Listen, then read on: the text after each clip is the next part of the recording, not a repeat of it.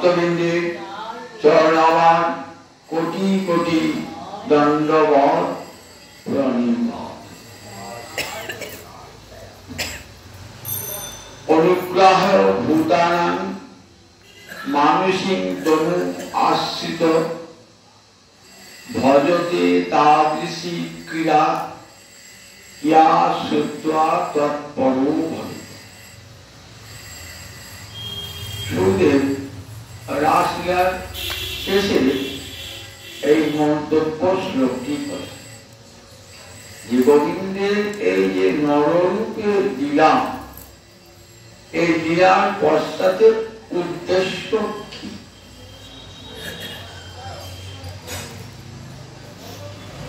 অনুগ্রহায় ভূতানা মানুষিং তনু, এমন লীলা করলেন। সেটা কি জন্যে বলেন? অনুগ্রহায় ভূতানা, জীবকে অনুগ্রহ করবার জন্য। এই যে জীবের কৃপা, জীবকে কৃপা তো দু প্রকারের হয়।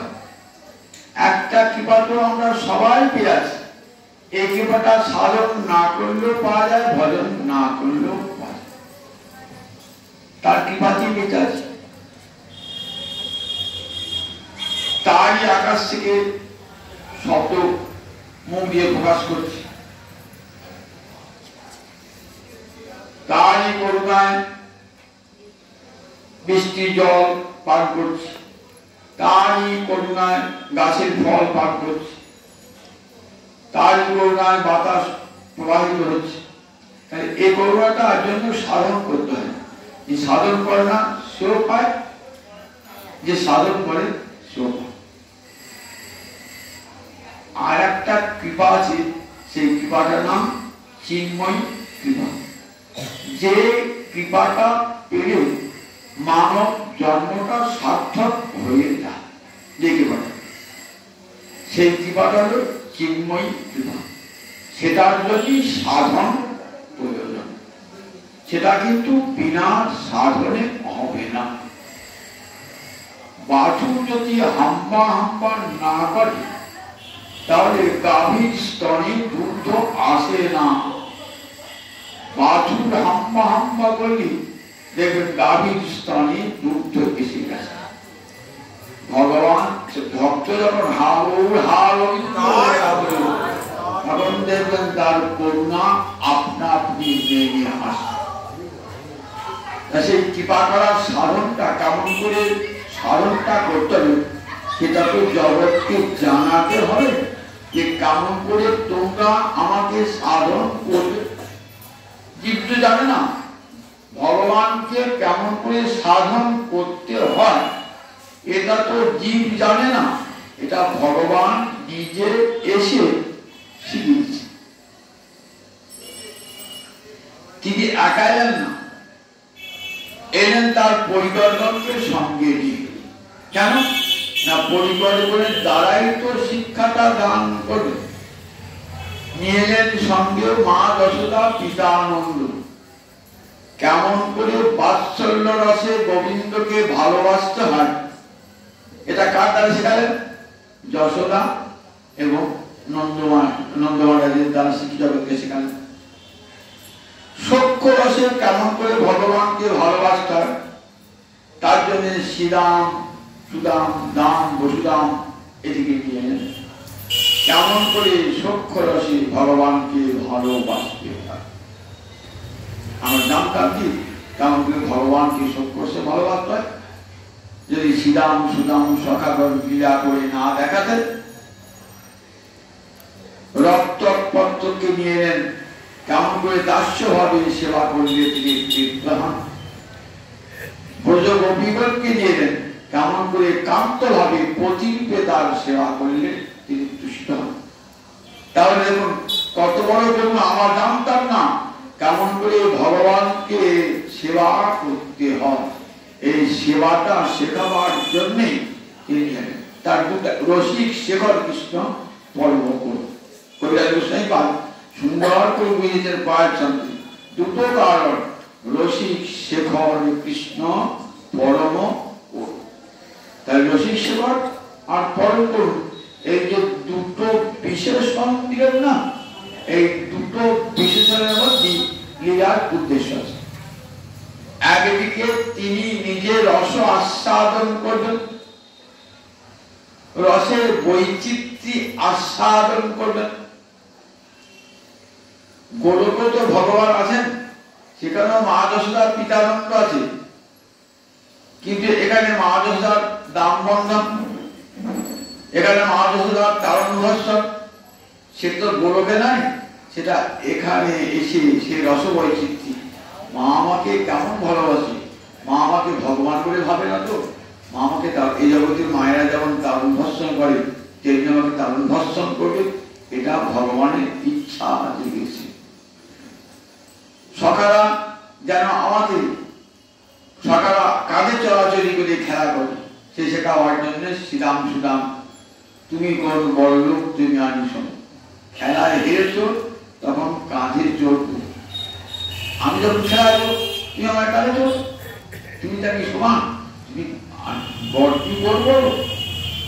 এই যে খেলাগুলোর মধ্যে দেখুন, একদিকে ভগবান নিজে রস আস্বাদন করছেন, নিজের রস আস্বাদন করছেন ভগবান, খেলায় শ্রীরামকে কাঁধে চড়িয়েছেন, শ্রীরামের দুটি চরণ গোবিন্দের পক্ষে, এই জায়গায় যেমন থাকে। আচ্ছা বলেন নাই তো, এই শ্রীরাম আমি ভগবান, তোর চরণ দুটো আমার বুকে পড়ে গেল, নামিয়ে দিয়েছেন না, আনন্দ আসছে। শ্রীরাম বলছে না, তুমি যখন খেলায় হেরেছ আমি তো তোমার কাঁধে চাপবই, তুমি তো আমার কাঁধে চেপেছি, পা দুটো তোমার বুকেই থাকবে। তাই দেখুন কেমন সক্ষ রসের খেলা কি হচ্ছে, এমনি করে ভগবানকে সক্ষ রসে ভালোবাসে।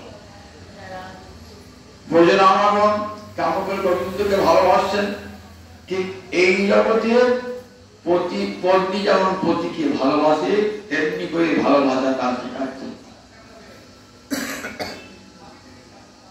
কতখানি ভালোবাসা হৃদয়ে থাকলে গোবিন্দের হৃদয়কে জয় করা যায়, এটা যদি ব্রজগোপীরা না আসতেন আমরা কোনদিনই জানতে পারতাম না যে গোবিন্দ যে প্রেমের বশীভূত। এই রসের রসটা পাঁচটা পাত্রের দাস্য সখ্য, শান্ত দাস্য, সখ্য, বাৎসল্য, মধু। তার মধ্যে শান্ত বা দাস্য সাধারণ দেখা যায় না, সখ্য, বাৎসল্য, মধু, এই তিনটে রসের খেলায় বৃন্দাবনে প্রবল ভাবে খেলেছে। একদিকে রস আস্বাদন করছে, রস নির্যাস, সেখানেও গোলকেও রাধারানী রয়েছেন, চন্দ্রাবলী রয়েছেন, কিন্তু সেটা তার পূর্বরাগ হয়নি, সেখানে মিলনী সবচেয়ে মিলন রয়েছে। সব সময় মিলনে থাকলে ভালো লাগে না, মিলনে যদি বৈচিত্র্য না আসে। রসিক শিক্ষিত গোবিন্দ, তাই রাধারানী মান করবেন, রাধারানী লুকিয়ে লুকিয়ে দেখবেন আমাকে, কত বাধা আসবে, এই সবগুলো সার মেটাবেন কোথায় না, এই বৃন্দাবন লীলাতে। তার জন্য তার মানুষ রূপে লীলা রসিক একদিকে, আর সেই রস সেই লীলার দ্বারা কি হবে, জগৎ জীবকে কৃপা করবেন, কি বলেন, অনুগ্রহের ভূতানা, জীবকে অনুগ্রহ পাওয়ার জন্য মানুষ মানসিক আশ্রিত ভজতে তাদৃশী ক্রীড়া, এমন এমন লীলা করবেন যে লীলাগুলো মানুষ অনুসরণ করতে পারে। ভজতে তাদৃশী ক্রীড়া, যারা সুতরাং তৎপর হবে। একদিন মনটা ছিল সংসারেতে, নিজের পত্নীপুত্রতে, গোবিন্দের লীলা শুনতে শুনতে কি হবে, মনটা আকৃষ্ট হয়ে যাবে। তৎপর মানে তস্মিন পর, তাতেই মনটা চলে যাবে। একদিন মনটা ছিল সংসার পর, সংসারের দিকে, এইবার মনটা চলে যাবে গোবিন্দ চরণের, যা শুনতে শুনতে। এই জন্যই গোবিন্দের এই অমৃতময়ী লীলা। কুরুক্ষেত্রের যুদ্ধ শেষ হল, শেষ হওয়ার পর যুধিষ্ঠির তো রাজা হয়েছে, এবার গোবিন্দ চলে যাবেন যে আমার কাজ শেষ হয়েছে, এবার আমি চলে যাই বলে রথে উঠতে যাবেন। এমনি সময়তে কাঁদতে কাঁদতে চরণের তলে পড়েছেন কে না, পরীক্ষিত জননী উত্তরা।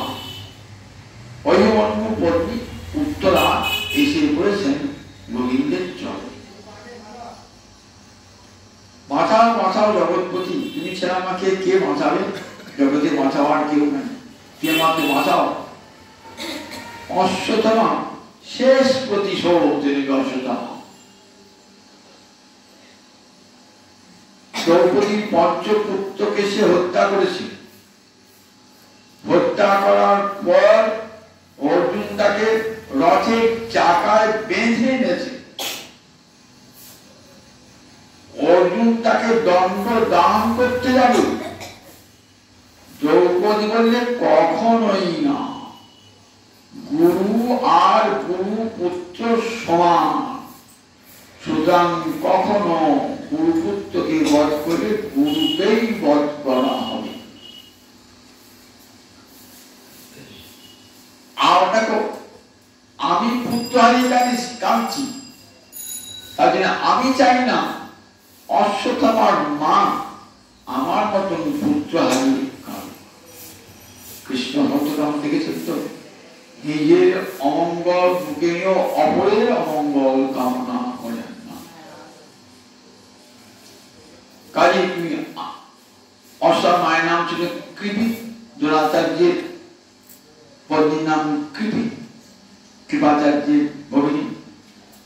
তা দেখো, কৃপি তো কাঁদবেন, ঠিক আমি যেমন কাঁদছি 5টা পুত্রকে হারিয়ে, আমি চাই না আর অপরের চোখে জল ঝরুক। আমার চোখে জল ঝরছে, অপরের চোখে যেন জল না আসে। এইখানে কৃষ্ণ ভক্তের কতখানি মহিমা, ইচ্ছা করি পুত্রিত তাহলে ওর কি হবে? কৃষ্ণ বললেন ওর মাথার মণিটা কেটে নাও, আর ওর যে অক্ষয় প্রজাতি সেটা কেটে নাও। চলে গেলেন তো, রাগটা কি থেকেই গেল অশ্বত্থামা। এইবার সে ব্রহ্মাস্ত্র নিক্ষেপ করেছে। দেখেছেন তো, ব্রহ্মাস্ত্র সে চালাতে জানতো, কিন্তু কেমন করে ব্রহ্মাস্ত্রকে প্রত্যাহার করতে হয় এটা সে জানত। এক ব্রহ্মাস্ত্রের পৃথিবী ধ্বংস হতে পারে, এক ব্রহ্মাস্ত্র নিক্ষেপ করেছে। পঞ্চ পাণ্ডবের দিকে 5টা বাণ ধেয়ে আসছে একবারে, আর একটা বাণ একবারে উত্তরায়ণ হবে। তখন ভগবান কি বলেন, গীতায় বাণীতে বলেছেন, বহুতেয় প্রতিজানিহি নমে ভক্ত পুনঃসতি।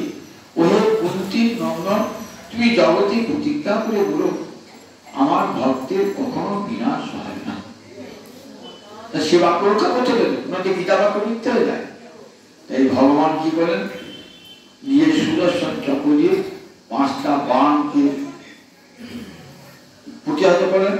আবার নিজে তখন পুত্রাকে নিয়ে করে বসে ধরিয়ে পুত্রার ভয় নাই মা, কোনো ভয় নাই তো, আমি যখন আছি কোনো ভয় নাই। তখন কার্যের উত্তরার গর্ভে ভগবান প্রবেশ করে মহারাজ পরীক্ষিতকে রক্ষা করে। এইবার তো সব কাজ শেষ হলো, পরীক্ষিত শেষ বংশধর, পাণ্ডব বংশের শেষ বীজ সুরক্ষিত হলো। এইবার কৃষ্ণ বলছেন, আমি এবার চলে যাই মা, বিদায় দাও। কুন্তি পিসিমা তো আমাকে বিদায় দাও। মহারাজ যুধিষ্ঠিরের কাছে বিদায় নিয়ে এইবার রথে উঠবেন। ঠিক সেই সময় কুন্তি এসেছেন কাঁদতে কাঁদতে, চোখের জলে মুখ ভাসছে। সঙ্গে এনেছেন পঞ্চপুত্রকে আর পুত্রবধূ দ্রৌপদী। তখন এসে ভাগবতকে অপূর্ব স্তব করেছিলেন। ভাগবতের 5ম স্কন্ধে সেই কুন্তির স্তব আছে। এটা আপনাদের আগের ভূমিকাটা শুনিয়েছি, আবার মনে পড়িয়ে দেওয়ার জন্য বললাম। কুন্তির এই যে কুন্তি অপূর্ব স্তব করেছে। কুন্তি স্তব করে কি করছেন, কুন্তি স্তব করে ভগবানকে প্রণাম জানাচ্ছে। বলছেন, হে গোবিন্দ, আমি তোমাকে প্রণাম জানাই। বলছেন, নমস্যে পুরুষমিতাদ্যম প্রকৃতির প্রণাম, আমি তোমাকে প্রণাম করছি। নমস্যে, আমি তোমাকে প্রণাম করছি। সে কি, তুমি তো সম্পর্কে আমার পুত্রের মতো। জগতে কোনো পুত্রকে কোনো মা প্রণাম করে? পুত্রই তো করে মা করে। তাহলে তুই না পিসিমা, তুমি তার পিসিমা। পিসিমা কোন অর্থে? শ্রীকৃষ্ণ বসুদেব নন্দন, আর বসুদেবের ভগিনী হলেন কুন্তিদেব। সুরসেনের কন্যা, সুরসেনের পুত্র বসুদেব আবার সুরসেনের কন্যা হলেন কুন্তী, কিন্তু মানুষ হয়েছিলেন কুন্তী বলতে রাজার কাছে, সে নাম হয়েছে কুন্তী। সম্পর্কে পিসিমা, পিসিমা তো মায়েরই সমান, পিসিমা মাসিমা এ তো মায়েরই সমান। তা দেখো নবশ্রী পুরুষ সঙ্গে একদম প্রকৃতি বলছে তোমাদের প্রণাম করছি। কেন পুরুষ বলি? জগতের সন্তান তো পুরুষই হয়, তারপরে মা নারী বলে পুরুষকে প্রণাম করে দেখি না, না তুমি আত্মপুরুষ, তুমি পৃথিবীর প্রথম পুরুষ। তা বলছেন আত্মপুরুষ তো জীবাত্মাকে বলা হয় আত্মপুরুষ, জীবাত্মাকে বললেন না না প্রকৃতি বলো, তুমি প্রকৃতি পরপারে অবস্থিত, এ জগতের মানুষ তুমি নও, এ জগতের মানুষ নও, প্রকৃতি, এই যে প্রকৃতি, প্রকৃতির পারে। এই যে অন্তর্গত মাত্র দেখছেন না, অন্তর্গত সব প্রকৃতির তৈরি। এখানে আমরা সবাই আমাদের দেহটা প্রকৃতির দান, আমাদের দেহটা পঞ্চভূতে করা, ক্ষিতি অপ তেজ মরুদ্গম এই প্রকৃতি থেকে নেওয়া। আমরা যখন মরে যাবো দেহটা পঞ্চভূতে বিভিন্ন হয়ে যাবে। এই অন্তর্গত ব্রহ্মাণ্ডের যত জীব আছে সব প্রকৃতি নিয়ন্ত্রিত জীব। তুমি কিন্তু প্রকৃতি পাও, এই প্রকৃতির পরপারের উপর, অর্থাৎ প্রকৃতির দ্বারা তোমার দেহটা তৈরি হয় না। তো আমাদের কি তৈরি হবে? বলছেন সৎ চিত আনন্দ, এই তিনটে উপাদানে তোমার দেহটা গোড়া। আমি তোমার সঙ্গে দেখা করছি, বলছে এটা তুমি নরলীলার অনুকরণ করছো জীবকে কৃপা করবার জন্য। কৃষ্ণের যতে করিলাম সর্বোত্তম নরলীলা, নরবপু তাহার স্বরূপ। এই নরবপু কেমন রাখাল বালরূপী আবির্ভাব। আমরা দেখি রামচন্দ্র মানুষ এসেছেন, পরশুরাম অবতার মানুষ এসেছেন, কিন্তু আমরা মিশতে পারি নাই। কেন পারি নাই? রামচন্দ্র ছিলেন রাজনন্দন, রাজার কুমার, তাদের সঙ্গে সাধারণ মানুষ মিশতে পারে, সখা বলে সম্বোধন করতে পারে নাই। ভোগচন্ডাল সংকুচিত হয়ে,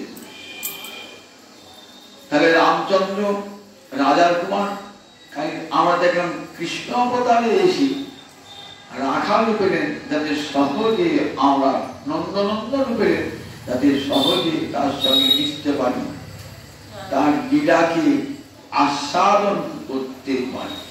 তাই এলেন নন্দনন্দন রূপী।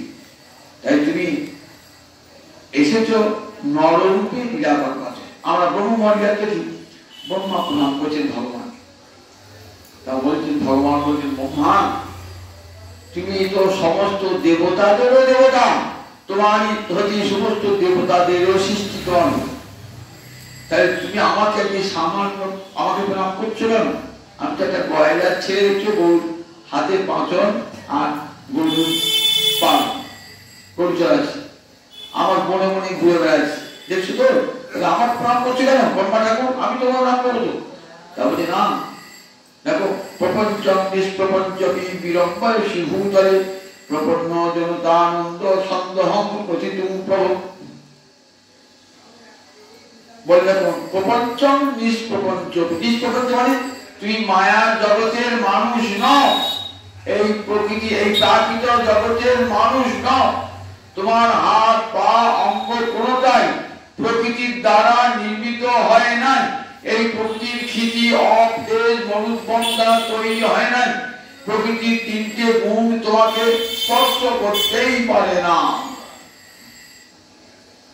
সত্য রজতম, তুমি গুণেরও তিন গুণের অতীত। নিষ্প্রপঞ্চ হয়েও তুমি প্রপঞ্চ বিলম্ব হয়েছি, লোকানুকরণ করছো, লৌকিক জগতের অনুকরণ করছো। কি জন্য? প্রপন্ন জনতানন্দ সন্দহং প্রথিতুম প্রভু। তোমার চরণে যারা হা গোবিন্দ আমি তোমার দাস বলে যারা তোমার চরণে পড়ে আছে, সেই প্রপন্ন জনতাকে আনন্দ দান করবার জন্য। পদ্মপুরাণে ভগবান বলছেন ভক্তানাং বিনোদার্থম করমি বিবিধা ক্রিয়া। আমি যে লীলাগুলো করি কি জন্যে জানো? আমার ভক্তকে আনন্দ দান করবার জন্যে। তাহলে যারা অভক্ত তাদের আনন্দ হবে না? বলে আনুষঙ্গিক ভাবে অভক্তরাও সে আনন্দ আস্বাদন করবে। ছেলে মাঠে ফুটবল খেলে বাড়িতে সন্ধ্যাবেলা এসেছে, মা গরম দুধ এনে নামিয়ে দিয়েছে। আগে ছেলে খাবে, তারপরে ছেলের বন্ধুরা খায়, মায়ের কোনো আপত্তি নাই, ছেলের বন্ধুদের খাও। ঠিক তেমনি গোবিন্দের যে লীলা সেটা কারা আস্বাদন করবেন? যারা তার নিজের জন, নিজ পরিবার। আর আমরা তার সঙ্গে থেকে তাদের অনুসরণ করে কি করবো? আমরাও সেইটা আস্বাদন করব। তাই প্রপূর্ণ জনতা আনন্দ সন্দেহ প্রচেতন প্রভু তোমাদের দিলাম। তারপরে দেখো, আমি তো দেখো ভগবানকে লোকে দেখতে পাই না। আমি ভগবানকে আমাকে দেখতে পাচ্ছি না। অলস্যম সর্বভূতানাং অন্তর্বহি অবস্থিত। বলছি দেখো, কাউকে দেখলেই কিন্তু দেখা হয় না, দেখলেই দেখা হয় না, অনুভব করতে হয়। তোমাকে তো জরাসন্ধ দেখেছে, তোমাকে তো দুর্যোধন দেখেছে, তোমাকে তো দুঃশাসন দেখেছে, আবার তোমাকে যুধিষ্ঠির দেখেছে, অর্জুন দেখেছে। দুজনের দেখার কত পার্থক্য বলুন দেখি। গোবিন্দ মন্দিরে এসে আমি গোবিন্দকে দর্শন করছেন, আর একজন অভক্ত দর্শন করছেন। সে এসে বলছে এটা কাঠের মূর্তি না পোস্টারের মূর্তি, এই বলছে। আর ভক্ত বলে না, ও কাঠের পোস্টার বলো না, প্রতিমা নহ, তুমি সাক্ষাৎ বৈজেন্দ্র। তাহলে দুজনের দৃষ্টি দু রকমের। অভক্ত সে ভাবছে পুতুল, কাঠ দিয়ে তৈরি হচ্ছে, মাটি দিয়ে তৈরি হচ্ছে, পাথর দিয়ে তৈরি হচ্ছে, তার দৃষ্টি খারাপ দেখুন। আর অভক্ত বলছে না গো, যখনই প্রাণ প্রতিষ্ঠা হয়ে গেছে তখন প্রতিমা নয়, সাক্ষাৎ বৈজেন্দ্র। তাই দেখি দেখা হয় কি? দেখলেই দেখা হয় না, অনুভব করতে হয়, অন্তরে অনুভব করতে হয়। ওই কাঠের পুতুলি কিন্তু কথা বলবে, কালনায় কাঠের পুতুলি চলেছে, কথা বলেছে। আমরা জানি তো কালনাতে আজ ঝলক দর্শন আমি যাইব, গৌরীদাসের পাঠে উঠেছেন মহাপ্রভু।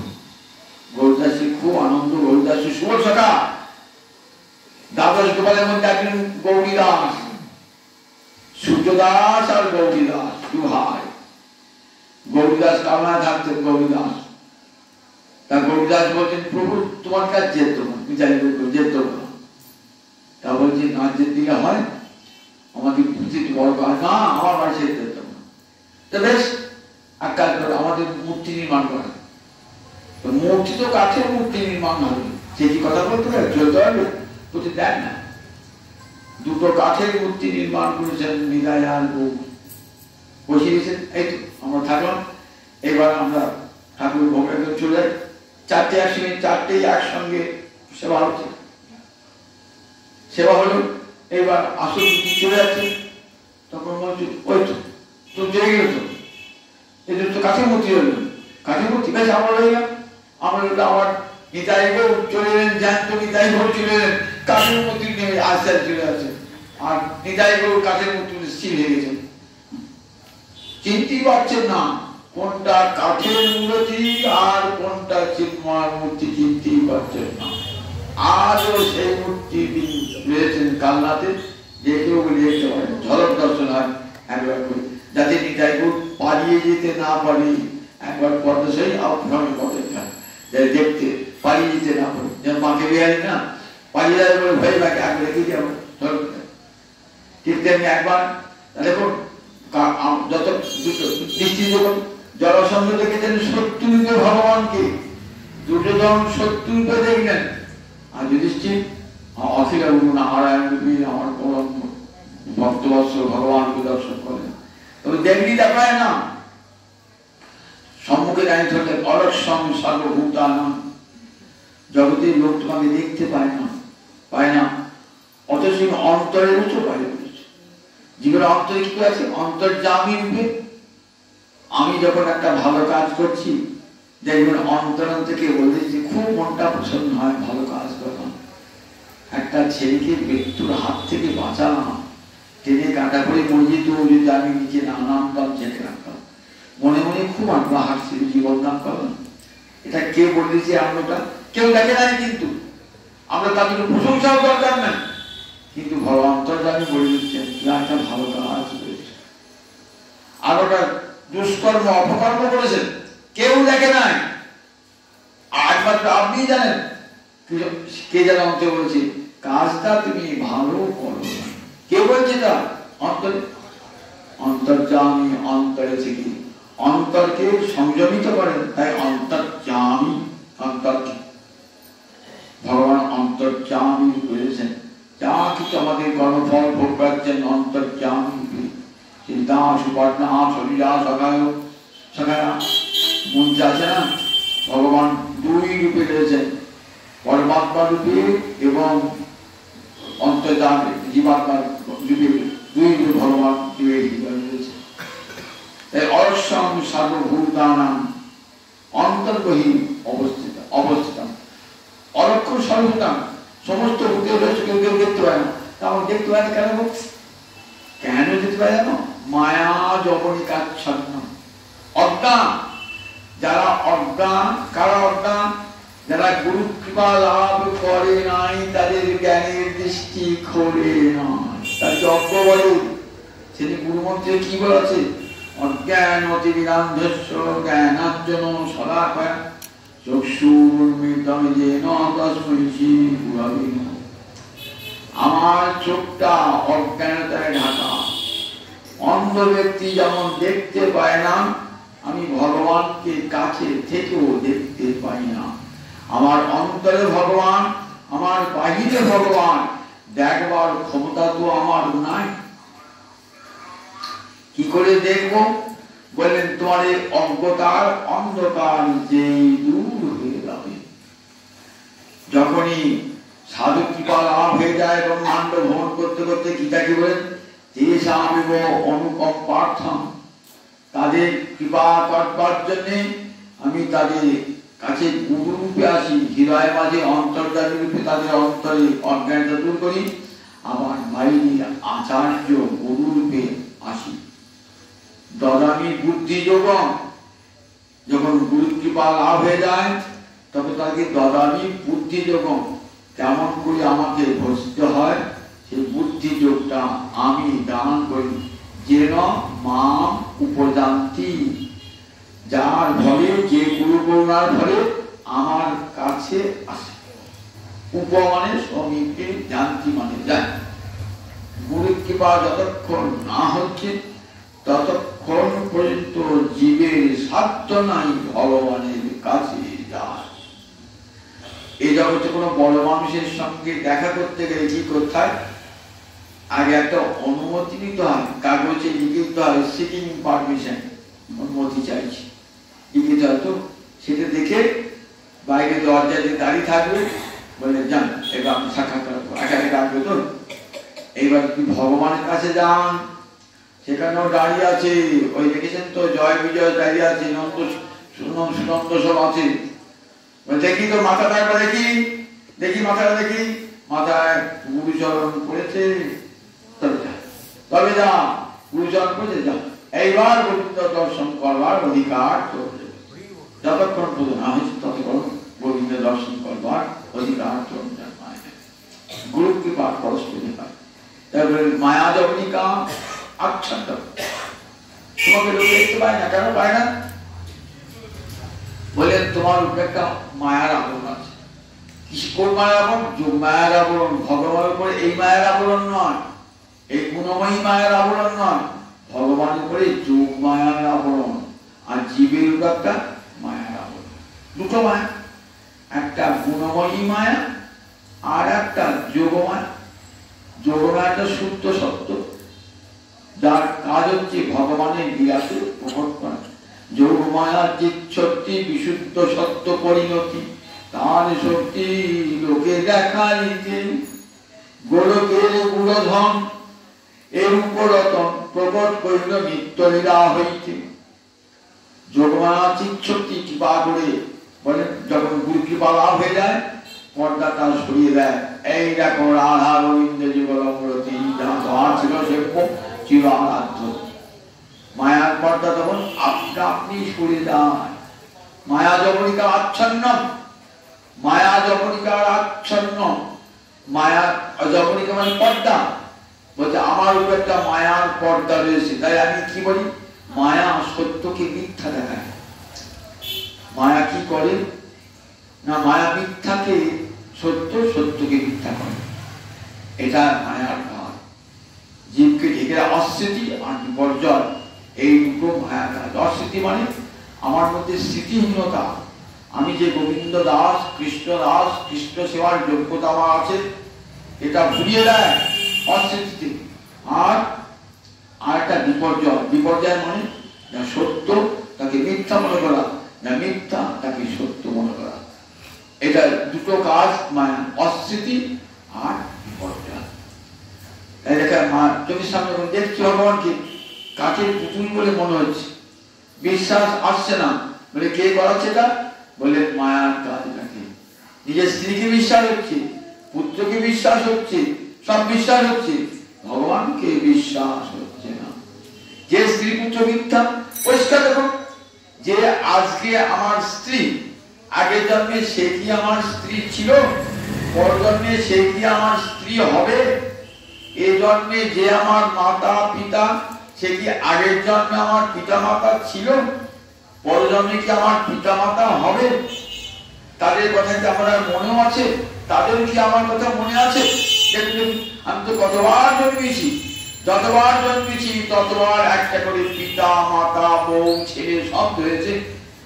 তাহলে তাদের কি আমার কথা মনে আছে না আমার তাদের কথা মনে আছে? মনে তাহলে পরিষ্কার বোঝা যায় এই যে মায়ার রঙ্গমঞ্চে সব মিথ্যা। যতক্ষণ অভিনয় ততক্ষণ অভিনয়ের পর্দবে সব।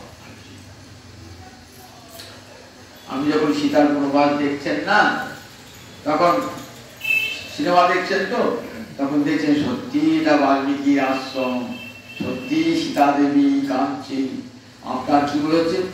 আপনার মধ্যে সীতার মতন যদি আমার জল করে আছে, সত্যি সীতা এমনিতে সত্যি সীতা বলুন।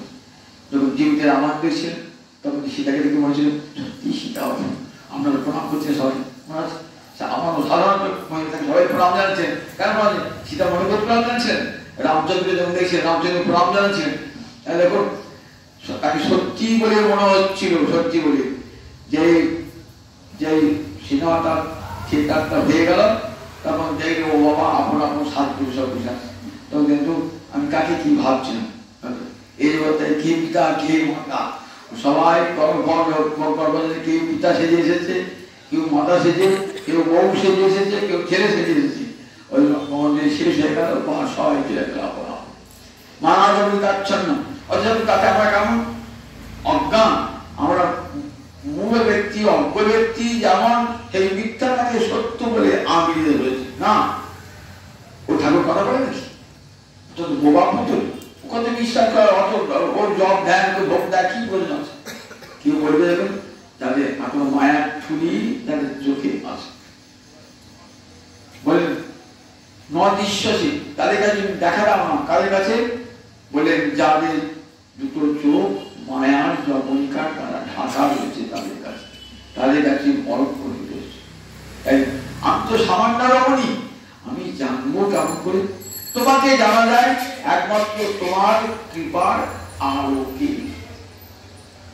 শত সাধনায় তোমাকে জানা যায় না, শত সাধনায় যদি কৃপা না করো। কৃপাটাই আসল। সাধনা করি কেন? কৃপা পাওয়ার জন্য। সাধনা করলে কোটি কোটি জন্ম সাধন করছেন, এখনো কি বাঁচতে বলে আসুন। বললেন বাতাস কখন আসবে না আসবে, গ্রীষ্মকাল যখন ঘরে শুয়ে আছেন জানলাটা বন্ধ করে দূর বাতাস আসছেন, জানলা বন্ধ করে দেন না, খুলে রাখি, একশো বাতাসটা আসবে। ঠিক সাধন করতে করতে কৃপা হবেই হবে। তিনি যে কৃপাময়, এই নামটা তো পরীক্ষা নয়, কিন্তু কৃপাময়। তিনি আমাকে কেন জগতের সকলকে তিনি কৃপা করেন। একটা দস্যু দুষ্ট সে এত ডাকাতি চুরি ডাকাতি রাহাজানি করছে, তবু তাকে তুমি কৃপা করো। একটা কুষ্ঠরোগী পথে পড়েছে, তাকেও তুমি কৃপা করো। একটা রাজা মহাজন, তাকেও তুমি কৃপা করো। তোমার কৃপা থেকে জগতে কেউ বঞ্চিত হয় না। ভগবানের সাধনের দ্বারা যখন গুরু কৃপায় যখন সাধন পথে জীব অগ্রসর হয়, তখনই কি হয়, আস্তে আস্তে ওই মায়ার জবনিকে দাস করে যায়, চোখের পর্দা দাস করে যায়। গুরুদেব কৃপা দিলেন, দেখ আর নিজের সংসার ছাড়া কিছুই দেখতিস না।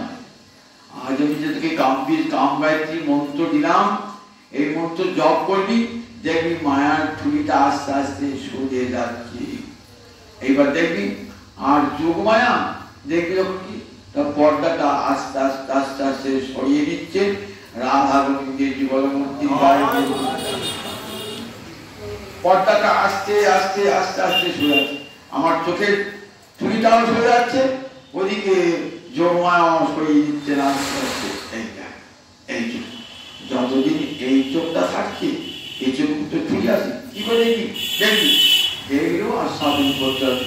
এই চোখে তো দুর্যোধন দেখেছিল, এই চোখে জরাসন্ধ দেখেছিল, এই চোখে শিশুপাল দেখেছিল, মারতে এসেছিল, গাল দিয়েছিল এই চোখে।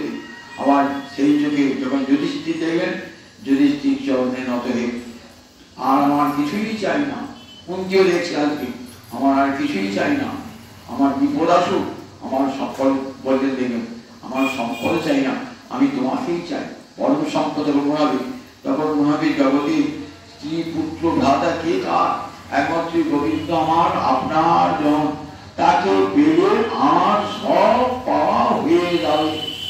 আমার বাড়ি ঘর সম্পদ সব রয়েছে, কিন্তু সব থেকে মনে হচ্ছে কিছুই যেন না। কেন মনে হচ্ছে এটা? কেন মনে হচ্ছে? সব থেকেও মনে হচ্ছে আমার কিছুই যেন নাই, কি যেন হারিয়েছি চিরকালের জন্য। আর অন্তরটা গৃহ ব্যথা সবারই গিয়েছে, এত বই।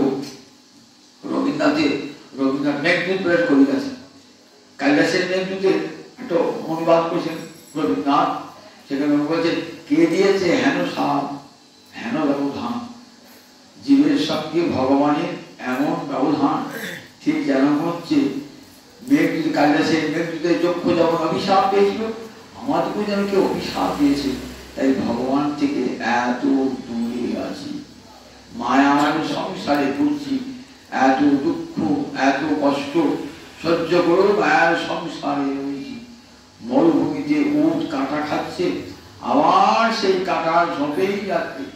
সংসারে এত দুঃখ বেদনা, সংসারকে উজাড় করে সব দিল, সংসার তার প্রতিদান আপনাকে এক কণাও দেয় না। তথাপি দেখুন সেই সংসারের প্রতি আমাদের কত মোহ, এটা মহামায়ার দান। চণ্ডী বলে দেখবেন, বলে দেখো জ্ঞানী নাম চেতাংশী বলাদাকৃষ্য মহান মহামায়া হয়েছে। মেধাঋষি বলতেন, তাকে বলছেন সুরত রাজাকে, সমাধি বিশ্বকে। দেখো বলা জ্ঞানীদের চিত্তকে পর্যন্ত বলাদাকৃষ্য বলপূর্বক আকর্ষণ করে দিয়েছে, মোহ বর্তে ফিরে দেয়। যতক্ষণ পর্যন্ত জীবের চৈতন্য না আসে, ততক্ষণ পর্যন্ত এই কর্মফল ভোগ করতে হবে, ততক্ষণ পর্যন্ত ঘুরে বেড়াতে হবে। ঠিক যেমন পিতার ছেলে, রাজার ছেলে বাবার সঙ্গে রাগ করে, মায়ের সঙ্গে রাগ করে বাড়ি চলে এসেছে, দাও তোমার ভাত আর খাবো না বলে চলে এসেছে। এইবার তার অবস্থা কেমন হবে? একদিন দেখছেন পথের ধারে বারান্দা খুলে আছে, খাওয়া হাত জুড়ল না, পরদিন চোখে দয়া হলো, যদি ভাত দিবে। আবার কোর্টের বটতলায় ঘুরে আছেন, একদিন স্টেশনের প্ল্যাটফর্মে ঘুরে আছেন, নিজের পিতাকে ছেড়ে এসছে তো, অথচ দেখুন দুধে ভাতে থাকে তা কাছে দিয়ে, কিন্তু কি কষ্ট করছে, গায়ে একটা সেরা জামাই ঘুরে আছে, একবেলা খাওয়া আছে, একবেলা হচ্ছে না, হচ্ছে এমনি করতে করতে করতে করতে কোনো সাধু লোকের চোখে পড়ে গেল। দেখুন আমার ছেটু বট করে ছেড়ে বটে, দেখতে সুন্দর ছেলেটা, চেহারাটা দেখে বুঝতে পারছে, বুঝাই বাবা তো বাড়ি কোথায়? সে তো বহুদিন বাড়ি ছাড়া, বাড়ির নামও ভুলে গেছে, বাবার নামও ভুলে গেছে, গ্রামের পোস্ট অফিস জেলার সব ভুলে গেছে। তখন ভদ্র বললো কি করবেন বলুন দেখি, সাবিয়ে যান।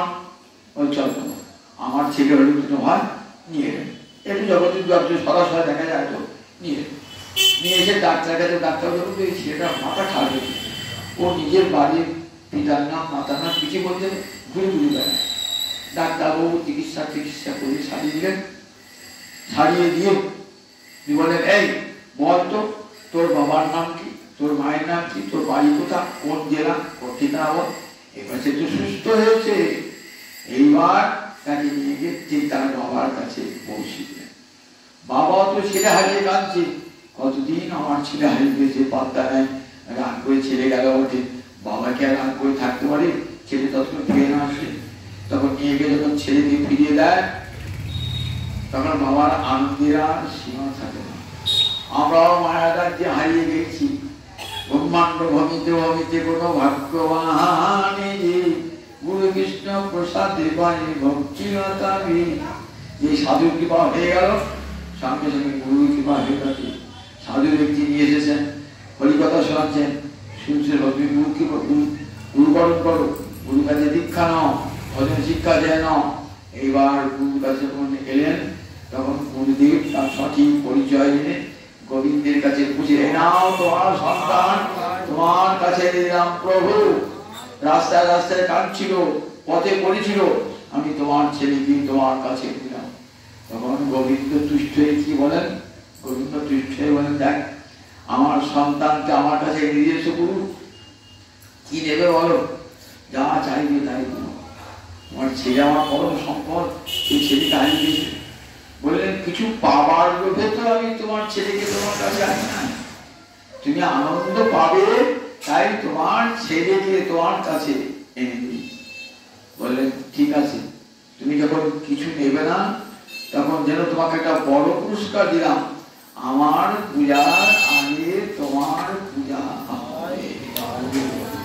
আমাকে প্রণাম জানাবার পূজে গুরুদেব আগে তোমাকে প্রণাম জানাবে।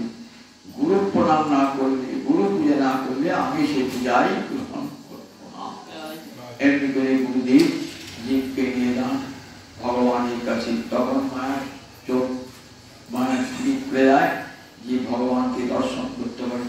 যতদিন এই অজ্ঞানের অন্ধকার না হচ্ছে ততদিন একবার আসা একবার যাওয়া।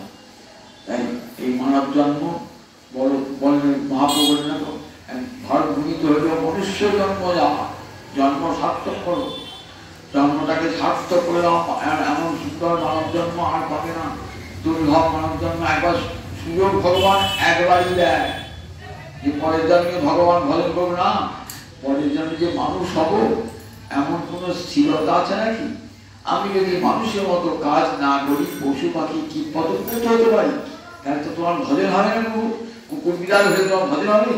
এই মনুষ্য দেহ তোমার করুণার দান, এত মূল্যবান দেহ, এমন সুন্দর চক্ষু দিয়েছো, এমন সুন্দর কর্ণ দিয়েছো, এমন সুন্দর জিহ্বা দিয়েছো, হস্ত কর দিয়েছো, প্রতিটি অঙ্গই তোমার সেবার ঠিক আছে। এমনি করে সমস্ত ইন্দ্রিয় দিয়ে, সমস্ত দেহ দিয়ে, সমস্ত প্রাণ দিয়ে, সমস্ত মন দিয়ে যেন তোমার সেবা করতে পারি, তোমার ভক্তের সেবা করতে পারি, এর চেয়ে আর বড় উপকার হয় না। জানি তাই, জানি তাই, জানি তাই।